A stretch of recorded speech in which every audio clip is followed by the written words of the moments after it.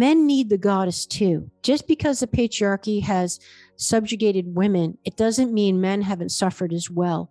I personally know a lot of beautiful, loving, compassionate, gentle, just wonderful men in my life that have been oppressed with their emotions. I know a lot of very masculine, manly, strong, big burly guys who were never allowed to cry, were afraid to show vulnerability with their intimate partner because of fear of judgment or disrespect.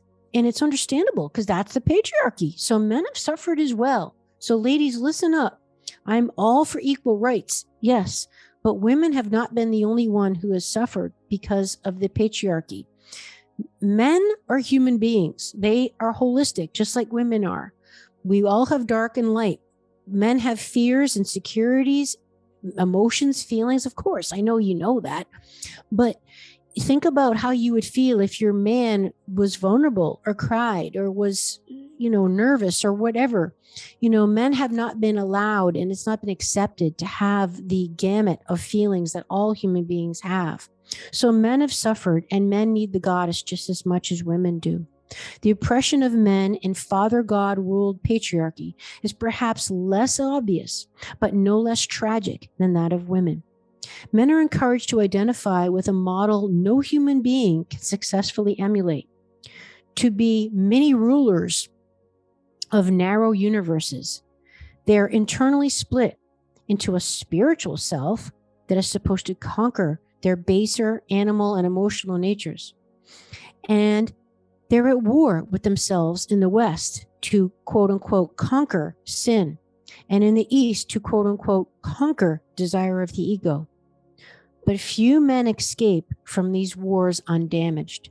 Men lose touch with their feelings and their bodies, because their bodies and the feelings are synonymous, right? The bodies are giving us communication of the feelings.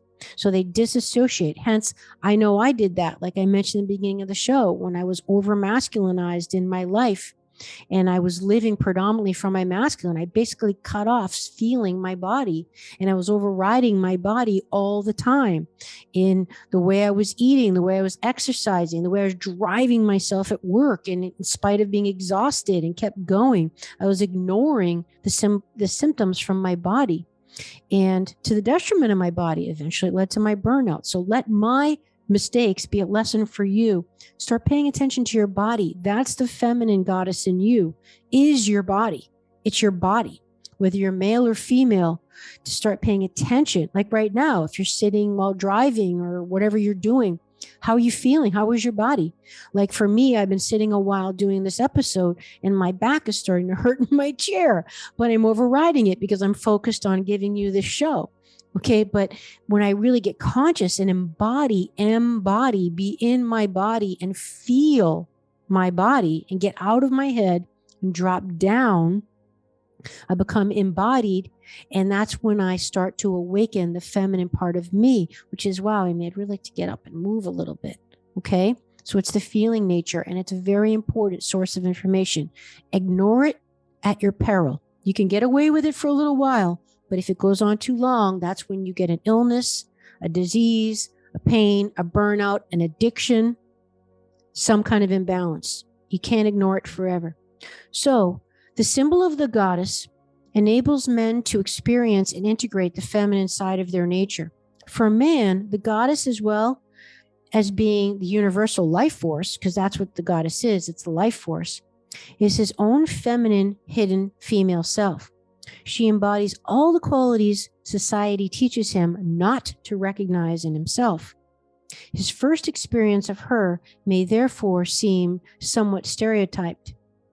She will be the cosmic lover, the gentle nurturer, the eternally desired other, the muse, basically all that he's not. As he becomes more whole and becomes aware of his own female qualities, she seems to change, to show him a new face, always holding up the mirror that shows what to him is still ungraspable. He may chase her forever, and she will elude him. But through the attempt, he will grow. Until he too learns, he finds her within. Wow. So according to Christine Dowling, the healing of men's relationship with the feminine also has profound implications for the healing of the earth.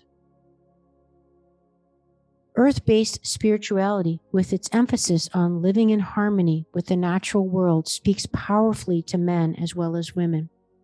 Although men and women relate differently to the goddess, we all need to embrace the emerging consciousness to avoid ecological catastrophe.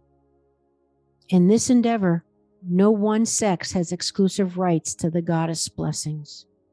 Indeed.